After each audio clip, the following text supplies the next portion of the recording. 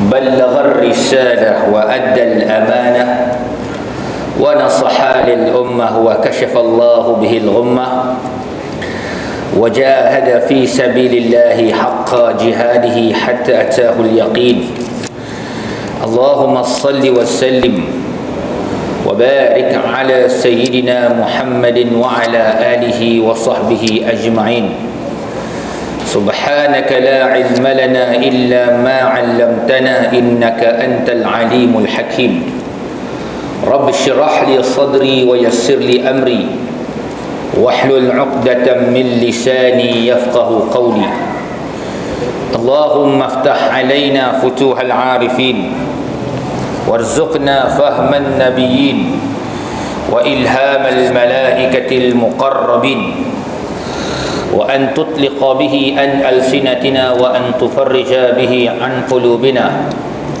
وأن تشرح به عن صدورنا وأن تستعمل به عن أبداننا برحمتك يا أرحم الراحمين والحمد لله رب العالمين وبعد فإن أصدق الحديث كتاب الله وخير الهدي هدي محمد وشر الأمور محدثاتها وكل محدثة بدعة وكل بدعة ضلالة وكل ضلالة في النار فقال الله عز وجل في محكم تنزيله أعوذ بالله من الشيطان الرجيم وإذا سألك عبادي عني فإني قريب أجيب دعوة الداعي إذا دعان فليستجيبوا لي وليؤمنوا بي لعلهم يرشدون صدق الله العظيم.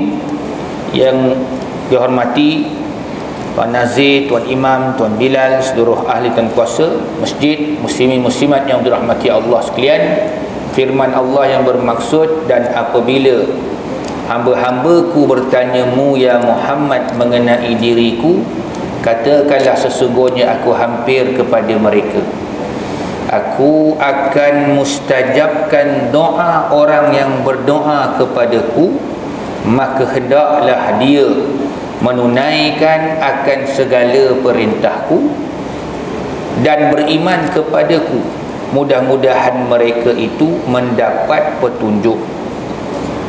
Hadirin dan hadirat yang dirahmati Allah sekalian, kita berada 10 yang terakhir.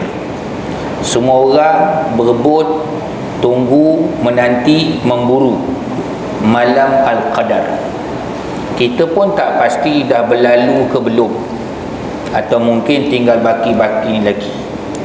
Tetapi Rasulullah SAW berusaha yang sudah confirm masuk syurga dan maksum itu untuk merebut peluang 10 terakhir. Jadi kita yang belum confirm lagi ni sepatutnya lagilah beria untuk berebut-rebut beribadat pada 10 terakhir. Antara yang kita minta ialah dalam doa kita. Apa juga doa kita, kalau terkenalah pada malam Al-Qadar, mudah-mudahan doa kita itu dimakbulkan oleh Allah Ta'ala. Dan kita wajib beriman bahawasanya Allah tidak memungkiri janjinya. Janji Allah apa dia? Ujibu da'watad da'i idza da'an. Bila seorang hamba itu berdoa kepadanya, dia pasti akan memakbulkan atau memustajabkan doa hambanya. Kemudian janji Allah dalam Quran, ud'uni astajib lakum. Mintalah kepadaku, pasti aku mustajabkan doamu. Namun begitu dalam ilmu tauhid juga Allah Subhanahu wa taala menyediakan kita 4 perkara. Pertamanya ikhtiar. Yang keduanya usaha. Yang ketiganya akal. Yang keempatnya disiapkan untuk kita sebab musabab. Namun begitu, walaupun Allah tidak memungkiri janjinya, tapi ada sebab musabab yang terjadi, doa-doa kita itu tidak dimakbulkan oleh Allah Ta'ala. Maka tazkirah pada hari ini mengupaskan selama 1 jam setengah mengenai doa-doa yang ditolak. Ini tuan-tuan tunggulah. Doa yang pertama, kalau doa itu mengandungi kandungan memutuskan tali silaturahim. Punyalah sayang ke anak baru je kahwin, tengok-tengok dia nak pergi raya rumah menantu dia tahun ni, kita pun doa supaya tak jadi. Seolah-olah dalam doa itu ada unsur-unsur memutuskan tali silaturahim, maka doa itu ditolak dan bertentangan dengan apa yang dilarang oleh Nabi SAW. Yang keduanya, dalam doa itu minta nak buat dosa. Contoh, minta naik nombor ekor, wal'iyadzubillah. Judi itu kan haram, dosa besar. Jadi kita minta, ya Allah, pada malam 10 Ramadan terakhir ni kenalah malam terqadar. Aku tadi baru je ambil nombor, biar nombor yang aku teka tu naik, ya Allah. Jadi doa tu ditolak dan perbuatan tu juga berdosa. Yang ketiga, bila berdoa rasa terburu-buru minta Allah makbulkan doa dia. Dia tak pernah ada rasa sabar, ataupun juga rasa syak dalam hati, Allah ni makbul ke tidak doa aku. Tu namanya su'uzon, sangka buruk. Apa dalil dia? Dalil dia dalam kitab Sahihul Jami', hadis daripada Abu Hurairah radhiyallahu anhu, ma min rajulin, tak ada seorang pun, yad'u bi du'ain, doa dengan satu doa, illa stujiba lahu, kecuali dimustajabkan baginya. Fa imma an yu'ajjala lahu fid dunya, sama ada disegerakan doanya itu atau dimakbulkan doanya itu di dunia. Ada orang doa hari ni makbul terus. Wa imma an yudakhkhara lahu fil akhirati, ataupun juga ditangguhkan di hari akhirat, bertukar jadi pahala masuk dalam syurga. Sebab doa itu ibadat. Lagi banyak berdoa, lagi banyak pahala. Sebab doa itu ibadah.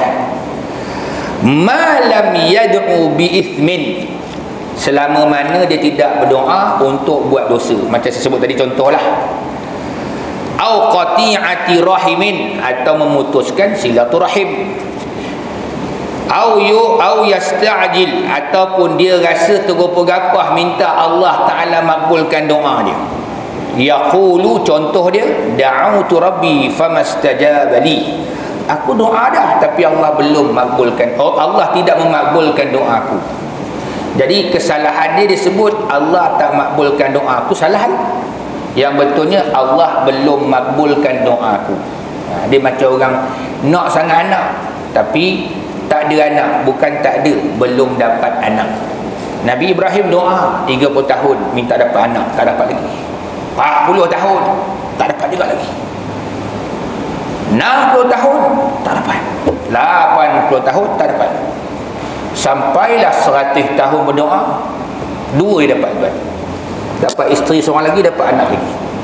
Jadi maknanya isteri dia yang pertama melahirkan anak, yang kedua pun melahirkan anak. Tengok Allah punya janji, tak pernah Allah mungkir janji. Baik, tapi tuan-tuan, kita kena tengok juga apa sebab doa-doa kita ditolak. Tadi contoh doa yang kita minta ditolak sebab dilarang dalam agama. Nampak? Satu hari tuan-tuan, di pasar Basrah, orang berkeliling dekat dengan Ibrahim bin Adham. Ibrahim bin Adham ni adalah seorang ahli ibadah. Seorang ahli ibadah. Orang ahli ibadah ni mana kuat ibadah lah. Tok Syekh pula ni, orang tanya, orang rujuk. Dia kata, kami ni doa-doa tapi Allah tak makbul ke doa kami. Pasal apa?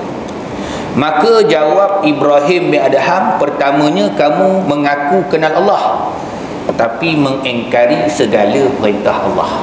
Kenal Allah sebagai Tuhan, wajib taat, wajib sembah, tapi ada juga orang yang ingkar perintah Allah, tak semayang, puasa tak semayang, ataupun semayang, puasa tapi ingkar perintah tutup aurat. Yang lakinya berseluar pendek, yang perempuannya pula berbaju ketat macam sarung nangka. Nampak? Ini jadi langgar perintah Allah. Kenal Allah, kenal, tapi langgar perintah dia apa? Doa dia kena reject. Yang kedua, mengaku kasih Rasulullah tapi tak ikut sunnah Nabi sallallahu alaihi wasallam. Sunnah Nabi terutama dalam bulan Ramadan apa dia tuan-tuan? Walaupun benda tu simple je, tapi kita mestilah dia mestilah, walaupun buatnya sunat, mestilah dalam hati tu ada rasa ta'zim, mengagung-agungkan akan sunnah Nabi, kerana sunnah tu sebahagian dari syiar Islam. Apa dia? Walaupun berbuka, mendahului buka itu dengan makan tamar. Kita dalam bulan Ramadan solat tarawih, ada pula qiyamul lail, baca Quran. Nampak? Ini semua sunnah-sunnah yang kita buat. Dan sepatutnya kita kata kita rasa kasih ke Nabi, tapi kita sendiri tidak melaksanakan sunnah Nabi sallallahu alaihi wasallam. Yang ketiganya, sering baca Quran tapi tak ikut Quran sebagai panduan hidup. Nampak? Quran kata riba haram, jangan kau berurusan dengan riba. Oi, tak boleh ustaz.